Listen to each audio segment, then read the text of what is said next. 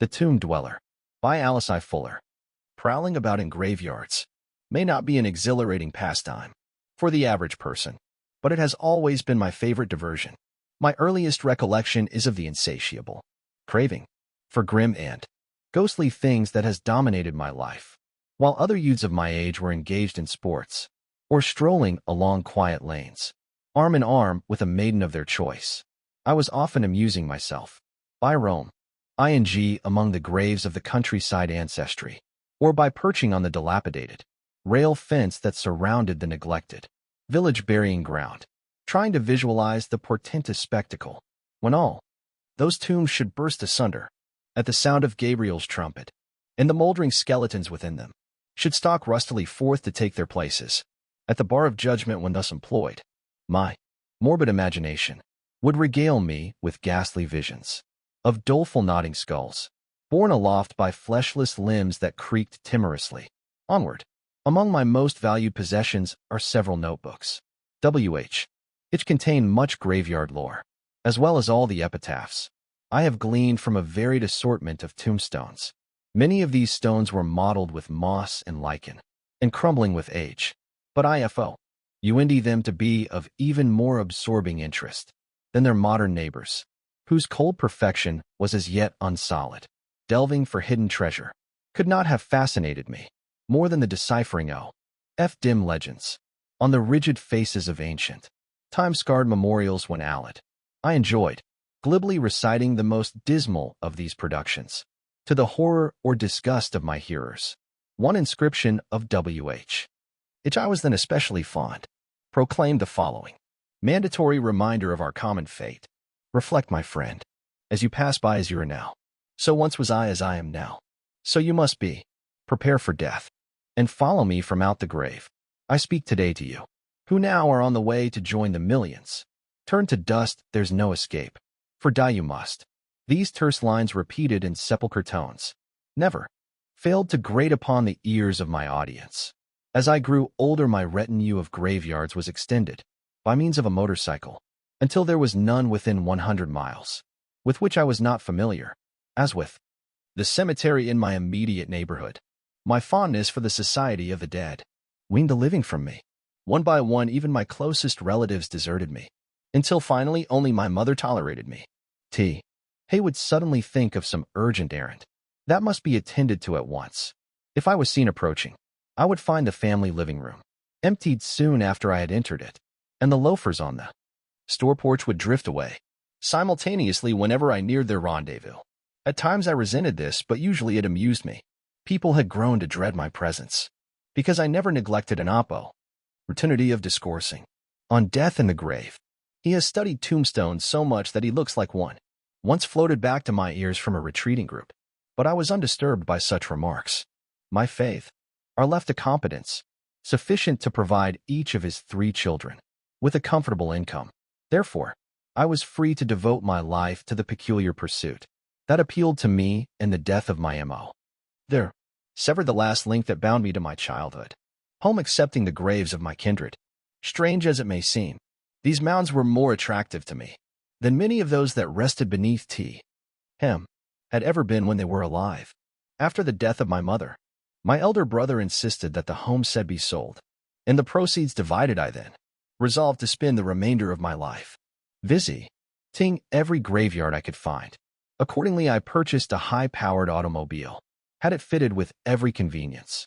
For comfort and safety, employed a callow youth who knew practically nothing but how to drive a car prudently, and started on my journey a companion who was capable of asking pertinent questions, or of being annoyed as most normal persons are by my odd characteristics and aim and lift. He was not desirable. We traveled deliberately. There was no need of haste, and I was determined to overlook no spot that harbored the bones of a departed member of the human race. Whenever such appeared, I left my man in the car and began investigations. Gloatingly, I threaded my way amidst myriads of graves. Some were dreary, sunken, and weed-grown. Others were beautifully rounded and covered with gay, nodding flowers, simulacs, or graceful ferns. Occasionally, I would find the ground skillfully laid out, with winding flower-bordered walks, and radiant with fanciful beds of coleus and geraniums. But most of his surroundings bore pitiful evidence that the dead are soon forgotten. Ugly weeds filled the grounds, and long strangling briar tentacles tripped the feet, scratched the hands, and tore the clothing of any one whom ventured among them despite all obstacles. The most satisfying hours of my life were spent strolling leisurely among the tombs, reading the inscriptions on the stone, and pondering on the futile tie of the struggle for wealth, fame, and all the other vain and fleeting things for which humanity contends. Almost a year had passed happily in this manner, and we were traveling through a delightful part of New England, near the close of a glowing spring day, when I espied a most attractive cemetery, crowning a symmetrical elevation. A short distance from the highway, an avenue lined with majestic trees led upward to the ornate iron gate that closed the entrance to the grounds. It was a beautiful scene that met my eyes. As I loosened the latch and stepped inside the gate, the walks and drives were laid out with puritanical precision and paved with broad slabs of stone. Directly in front of the entrance, a large block of the finest white marble was mounted on a handsome granite base standing forth in bold relief. Upon the flawless surface were grays and mortal words: "The paths of glory lead but to the grave." Never did that exquisite line appeal so vividly to me as when I stood there and gazed about me. In that princely city of the dead, stately monuments reared their glistening heads, on every side intermingled with many less lofty, but no less faultless triumphs of the sculptor's art. It was plain that many dwellers in that peaceful haven of rest had trod the paths of glory to their ultimate destination. Illustrious names famed in song and story, and familiar to every urchin in the land, gleamed forth upon those noble memorials. The air was vibrant with the song of birds, and laden with the fragrance of the trailing arbutus, that sweet, modest flower so dear to the heart of the New Englander. Many of its shaded graves were carpeted with the clinging tendrils of these plants and other artless flower. Faces peeped here and there among the greenery. There were no fallen tombstones, no broken moss-grown slabs. All was neat, and revealed the touch of skilled and loving hands. Passing slowly along, making notes in my memorandum book, and drinking in the beauty and sublimity with which I was surrounded, I finally came to the farther slope of the hill. Here the graves were few but not neglected, and I saw a small stone building, evidently a private vault. There were tiny grated windows on either side, and the structure was partly under the surface of the ground, it having been built into the side of the hill. A tall ventilator rose above the roof, and on approaching, I was surprised to see a small chimney, which had been hidden from view by the ventilator. I attempted to peer in at one of the little windows, but could discern nothing, as the glass had been rendered opaque. I then passed around to the front of the structure. A stone slab served as a door. There was no sign of fastening on it, except a hole that had been drilled through it, evidently for a cord to pass to the outside, for the lifting of an interlock. As I stood there regarding the building with curiosity, the door suddenly opened, and an aged man appeared on the threshold. He startled me, as I had thought the place unoccupied, at least by the living. The man gazed at me with a look of extreme hostility, and asked currently, "Why are you spying at my home? In this way home?" I echoed, "Surely you don't live here." "Do you indeed?" "I do." "Why shouldn't I?" "Well, you see, I thought this building a vault, until I saw the chimney on it. After that, I was puzzled and wondered what it was intended for, but it never occurred to me that it might be a dwelling. When you have lived as long as I have, you will know better than to judge things by their appearance," was the cold reply. "Excuse me," I ventured. "I didn't mean to be rude. You've chosen a most beautiful environment in which to live." A stranger eyed me piercingly for an instant, then said, "Do you really mean that?" "Certainly I mean it. I envy you your neighbors. Most people are more afraid of dead men than of live ones, but I prefer the peaceful, unobtrusive dead every time." The old man's deep-set black eyes lighted with pleasure. "Ah," he exclaimed, rubbing his hands together gleefully. "You're the man I've been looking for these many years. Sit here and chat with me." He indicated a bench beside the door. It was gratifying to meet this strange character, feeling that his ideas might accord with my own, and that we should find mutual enjoyment in each other's company. I was glad of the opportunity to talk with him. He was an intelligent-looking man, of above average height, well proportioned with broad shoulders and long, sinewy arms. His hair and silken beard were long, but well kept and of dazzling whiteness. He had the chastened expression of one who has suffered much and walked patiently within the shadow, and his broad brow was furrowed as by intense thought. Yet, he had an air of contentment that a monarch might envy. We seated ourselves on the bench and conversed on topics of general interest. In response to his questions, I told him of my obsession and consequent journeying. He was much interested, and when I finished, he grasped my hand and exclaimed fervently, "Thank God that I have met you. No man has ever entered my home. But I want you to come inside with me. You will then be able more fully to understand what I am resolved to tell you. The story is not a pleasant one. When you have heard it, you will know why I live as I do, and why I prefer dead neighbors." I followed my host into his dwelling. It contained only one room, but a curtain was drawn across one end, dividing it into two apartments. A small stove, a rude homemade tab, one decrepit chair, a well-filled bookcase, and a stool completed the visible furnishings. We seated ourselves, and my companion began his story. I am what might be called a Southern Yankee. My father was a Confederate captain, and my mother died in the wool. Yankee whose parents disowned her when she eloped with a dashing young officer in gray. My twin brother, Ronald, and I were born in Alabama. In the midst of the chaos following the Civil War, and our boyhood days were darkened by the fearful struggle for existence experienced by the people of the South at that time. You and I seem to have similar inclinations now, but I was quite young opposite when a lad, for a haunting fear of being buried alive, made an abject coward of me. Consequently, I had no liking for graveyards or what was in them. I was subject to a sort of catalepsy, the exact nature of which was never determined. My parents thought the condition might have resulted from an injury inflicted upon me. When an infant, at any rate, I had several attacks of more or less severity, during which I appeared to be dead. I could hear all that was said, but couldn't move a muscle. Usually, I soon recovered, but on one occasion, the authorities insisted had I be buried as I had been pronounced dead by the physician in the corner. But my mother refused to listen to them, declaring she would not believe me gone until she could see signs of decomposition. If she had lived a few years longer, the things I am about to relate to you would never have happened. My parents and I were reticent about my seizures. Even my brother was ignorant of their character. The subject was painful to us. Naturally, I lived in constant dread of another attack, and you can imagine with what apprehension I watched my faithful mother, growing older and frilier from year to year. For aside from all else she meant to me, her demise might mean my premature burial. I had reached the age of 19 when mother passed away, and my father, who was devoted to her, followed her in less than a year. The old home seemed so desolate after our parents were gone that Ronald and I decided to dispose of it. We sold it and settled on a plantation in a thinly populated part of Georgia. The neighbors are few and far between, but we enjoyed the seclusion, and my health seemed improved by the change. I had taken treatment and hadn't had a cataleptic attack for several years. I had great hopes that I was cured or had outgrown the trouble entirely. Then the dreaded blow fell like a bolt from the blue. I was pronounced dead while in the throes of an attack of more severity than any previous one.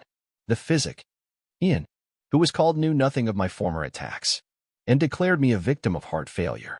Shortly after moving to our new home, Ronald and I had fallen in love with the attractive daughter of our nearest neighbor.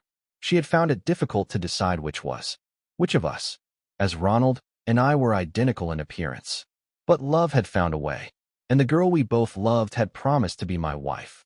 As soon as we became engaged, she had tried to discourage the attentions of my brother in as kind a manner as she could, but I became the object of his most violent anger, and from that time on, it was hard for me to get along with him. Thus it was that our relations were rather strained. At the time I was stricken, which was a month after my engagement, the horrible fate that had dogged my footsteps for so many years fell upon me when least expected. It is impossible for me to describe fully the anguish of mind I experienced while being prepared for an awaiting burial. If you have ever been in the paralyzing clutches of a nightmare and helplessly watched the approach of some awful doom, You may have a faint conception of the agony I passed through. Each hideous detail of my ghastly plight tortured me without mercy. I imagined the lowering of my body into the grave, the hollow thud of the clods that followed it. The smell of the dank, cold earth rose in my nostrils. I felt the creeping of the slimy RMS that would soon rob me of human semblance. The ordeal of slow suffocation and abysmal darkness flaunted its horrors before me. Grim death leered and beckoned, and I knew there was no one that could Ave me. On that fatal morning, I could hear the old Negro wench, who acted as our housekeeper, as she shuffled about crooning dismally, dusting and arranging the chairs in the seldom-used parlor, where my often had been placed, to await the funeral service, which was to be held that afternoon. My brother came in several times and stood silently beside me. I felt that he was thinking he would now have clear sailing and could win my sweetheart. But I didn't think then that he was really glad I was dead. I couldn't believe that my own brother had reached that point in his hatred of me, but I was soon to know the worst. At Ronald's request, the few neighbors who had gathered at the news of my death returned to their homes, and our old servant left the house to go to the village for supplies. Ronald gave her permission to stay until evening, as her daughter, who lived there, was ill. Then he seated himself in a room adjoining the parlor, and everything became very quiet. God, how I prayed for power to move or to speak. Only a few hours remained before my burial would take place, unless I could prevent it. After a time, my brother came into the parlor again. As he did so, someone outside whistled sharply. The day was cool and stormy, and the windows were closed. Ronald crossed the room apparently to look out and said, "Go around to the side door." The side door opened into a small vestibule, separated from the parlor by portieres. I could distinctly hear all that was said. In the vestibule, Ronald entered it and opened the door to admit the caller. As soon as the man spoke, I knew him to be a laborer who had been helping us to clear land. On our plantation, he was a rough specimen, part Indian with a strong trace of Negro blood. He had a brutal countenance and a silent, furtive manner. I had disliked to have him around, but my brother had insisted on hiring him, as he was a good worker and strong as an ox. But at this time, Ronald seemed impatient with the fellow. "What do you want?" he asked gruffly. "I just wanted to tell you, Al. I done got that thing all fixed. He can't miss it." "And what are you telling me that for now?" My brother broke in angrily. "Don't you know he's dead already?" There was a moment of stunned silence. "Dead? You ain't fooling me." "Be a boss? Of course not. You fool, he died yesterday very suddenly. We won't go into that matter any farther. You cover that thing up and go on with the other work. Be sure you keep your mouth shut too." The man cursed roundly. "Keep my mouth shut and nothing," he snapped out. "I done that dirty job for you. I a mighty nigh fell in afore I got done. Now I want my money, and I want it damn chew. I done ripped my sister in Louisiana to get me a job, and I'd be in a Saturday if you don't pay me off. I'll blow the hole's doin's." There was a menace in his savage tone, as well as in the words, and Rona LD hastened to pacify him. "Well, you go back to your cabin until after the funeral, and I'll pay you in time for you to start to your sister's place tomorrow," he answered brusquely. The solemn visitor root, and my brother came back into the parlor, muttering angrily under his breath. He paused and stood at my side. How I longed to rise and strike him down. I knew then that he was not only glad I was dead, but was plotting to kill me, when disease had laid me low and saved him from being my murderer. I could think of no reason for his treachery, except that he was so determined to win my sweetheart for his wife, that he was willing to take my life to accomplish it. As he turned to leave, his foot caught on one of the trestles that supported the coffin. It collapsed and fell to the floor with a crash. The coffin turned on its side, and as the lid hadn't been fastened in place, I rolled out and lay face downward on the floor. I think the shock must have broken the awful spell that bound me. At any rate, I found I was able to move and could open my eyes. The devil of revenge rose within me. I resolved to make my resurrection as frightful to my brother as I could. He had an intense horror of the supernatural, and I knew his guilty conscience would help to terrify him. I recalled, too, that he had been unable to get his life insured because the companies regarded him as too great a risk on account of a weak heart. He had deliberately planned to kill me. Perhaps I could turn the tables on him. It was a wicked thought and unworthy of me, Ronald stood as if thunderstruck. For an instant, though I couldn't see him, I knew. The accident had unnerved him, but soon he slowly approached me. I waited until he stooped to roll me back into the coffin. Then, I suddenly whirled over and threw both arms around him. It was done so quickly and unexpectedly that he had no chance to escape or to recover his balance. He fell headlong, burying his face in my shoulder. He made frantic efforts to break my hold, but I gripped him like a vice. I was more muscular than he, and my thirst for revenge gave me a fiendish strength, while his fright made him as weak as a child. After a brief struggle, he raised his head and looked at me, with eyes that bulged with terror. I could feel his heart pounding like a trip hammer. His face was ghastly gray and drawn. I kept my features rigid, but had opened my eyes the merest trifle, and I returned his gaze a dull, expressionless stare as he looked at me. All hope seemed to die within him. His head sank down, a convulsive tremor passed over him, and he relaxed in my arms. I thought he had fainted, but when I rolled him to one side, felt his pulse, and noted the sagging jaw and glazed eyes, I knew I had succeeded in paying him in his own coin. I had killed him and left no mark. My first sensation was one of triumph. He had planned to get rid of me, but I had cheated the grave and beaten him at his own game. Then came a reaction, and I did a very foolish thing. Though there was nothing to prove I had caused his death, yet the fact that I had meant to do it made me fear I would be suspected. A guilty conscience needs no accuser, is a true saying. I became terror-stricken and determined that no one should know that any change had taken place, if I could prevent it. I rushed to the doors and locked them. For the first time in my life, I was glad to be a twin. In the image of my brother tearing off my shroud, I rolled his body into the coffin and spread the garment over it, then folded his hands on his breast and combed his hair. Fastening the lid down securely, I pushed the coffin close to the wall. I couldn't lift it back upon the trestles alone, but I arranged everything else as it had been. Then I went to the buffet and took a drink of cordial. I began to feel very weak and feared my paleness might cause comment. I regained my composure and was able to act naturally. When a neighbor called a little later, I casually asked him to help me place the coffin on the trestles, knowing that we had no undertaker there, being none available. In many thinly settled parts of the South, he thought nothing strange of the request. The funeral occurred as planned, and my brother was buried. I assumed his name, and no one but my wife has ever known the truth. Until today, the next morning, Ronald's accomplice showed me the trap he had been hired to prepare for me. There was an old quarry on our plantation, which had been abandoned years before. It had become a dangerous pitfall, into which stock sometimes fell and were killed. During the rainy season, the seep water in it was very deep. In fact, a hunter had fallen into it a few years before we bought the plantation, and although his companions made strenuous efforts to rescue him, he was drowned and his body was never recovered. I was very fond of trapping and had caught many animals in the vicinity of the quarry, having gone to attend my trap so often that I had broken a well-defined path through the underbrush. It was in this path that a snare had been prepared for me. The quarry extended underground for quite a distance, beyond the pit itself and beneath my path. It was at that point that an opening into it had been cunningly made and covered with the twigs and other debris, which the ground was strewn, so that it was impossible to detect its presence.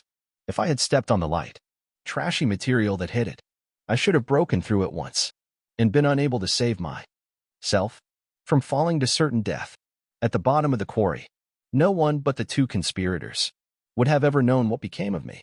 The villain exhibited his work with pride, and after we had closed the opening to prevent accidents of the kind it was intended to cause, I paid the wretch the amount my brother had promised him, which I had found to be a tidy sum. He left the state, and I've never seen him since. I sold the plantation, and my wife and I went to Maryland. After a few years she died, and I came to this place.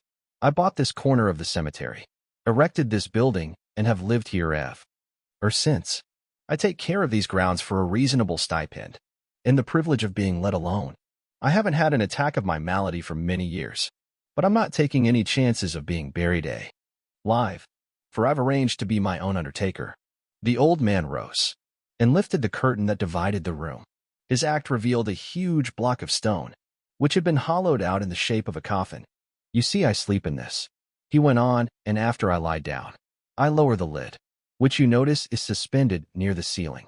It has a secret lock on the underside, which holds it against all comers. The open ing left at the head isn't large enough to permit the removal of my body. The fastening of my door is entirely on the inside, so that when I draw in the cord, no one can enter my home unless I wish. Without UD breaking the door down, and that would be difficult. Even then my body cannot be taken out of this coffin, nor can the coffin itself be moved, without expensive apparatus, or the destruction of this buoy. Ding. I feel sure that no one will ever care to go to all that trouble for nothing. I have no relatives or friends and no hoarded wealth. It is seldom that anyone comes to my door. Occasionally strangers stroll near, but after they get a glimpse of me, they get away as fast as they can. You alone have shown a friendly interest, or anything but repugnance. Most people act as if they think me a lunatic, or so. Me sort of a freak. Perhaps that isn't to be wondered at. I don't blame them for it. In fact, I prefer it, for they have no desire to disturb me. I rose, shook hands with my host, and thanked him warmly for the entertainment he had afforded me. "My friend," I said earnestly, "I envy you your security. You have gone to unusual lengths to protect yourself, and it surely seems that your plans must be successful. It's well worth the effort. I only wish that I was as well equipped to control the disposal of my body when I am through with it." And thus we parted. It was several years later that on a dreary autumn day, I stood again at the iron gate of that New England cemetery. The leaves of the magnificent trees that border the avenue were falling in showers, torn from their moorings by a boisterous southeast wind. The tea chilled me to the bone. I felt unaccountably depressed as the gate closed behind me. Gazing about on that silent enclosure, I knew that my hermit friend was either dead or unable to perform the task of caring for the grounds, while they were not really neglected yet. That exquisite neatness I had noticed on my former visit was absent. I hurried to the stone building, but the lichen-covered doorstep and the grass-grown path that led to it were sufficient proof that the owner was no more lingering about the deserted dwelling. I noticed that the small windows had been closed with mortar and stone. This roused my curiosity, and I resolved to make inquiry concerning it. If I could find anyone in the vicinity. I had passed a new residence on the highway shortly before entering the avenue that led to the cemetery gate, and I thought it likely that the present caretaker lived there. However, as I was leaving the grounds, I saw a man approaching carrying a rake and trowel. He appeared to be the person sought. I saluted him and stated that, having had a slight acquaintance with a man who had occupied the stone house several years before, I should like to know what had become of him. He died about 2 years ago, under very peculiar circumstances, was the reply. He was a strange character. I didn't know him and never saw him until after he died, but I shall not forget him. I only wish I could. It was thought he had been dead a week or more before anyone missed him. There was a lot of bad weather about that time, and no one happened to come to the cemetery for quite a while. I was a newcomer then and lived in the village. It happened that I was one of those who came out here to investigate. When word came that it was thought something was wrong, we could get no response when we called to the man, and were unable to get into the house. It was impossible to see through the windows, so we broke one of them. A nauseating odor filled the air as the glass fell, and we saw a horrible sight. A large stone coffin stood alone. The opposite wall. It was mostly covered by a lid that fitted down. Inside the edge there was an opening at one end of it, and we saw the discolored face of the old man lying in the coffin. His head appeared to be bolstered up and was turned toward the window, so we could see it plainly. His features were contorted in a hideous manner. The mouth was distended, and the protruding tongue was terribly swollen.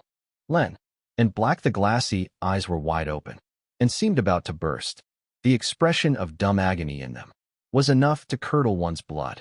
Both arms were thrust out and upward. The bony fingers hung a sort of framework at the head of the coffin. Some clothing that had evidently been hanging on the frame was scattered around in confusion. It was plain that the poor fellow had, for some reason, been unable to raise the lid, and had struggled vainly to draw himself out through the opening at the head of the coffin, caught like a rat in a trap. He had died of thirst and hunger, with food and water in a table almost within his reach. It must have been a fearful death. We closed the windows, as you see, them to keep morbid persons from flocking here, to see the gruesome sight, and then left him undisturbed. Bed. From what we saw in the room, the old man had intended the building to serve as a tomb, as well as a home. People that knew him say he was very eccentric, and I think he must have been. It certainly is odd for a man to prepare his own tomb, and then spend years of his life in it. But I suppose he had a good reason for making such an unusual arrangement. It might not have been a bad plan either, for a man who had renounced the world, as he appeared to have done, if the coffin lid had not become refractory and acted as a trap to bury him alive. End of section 1.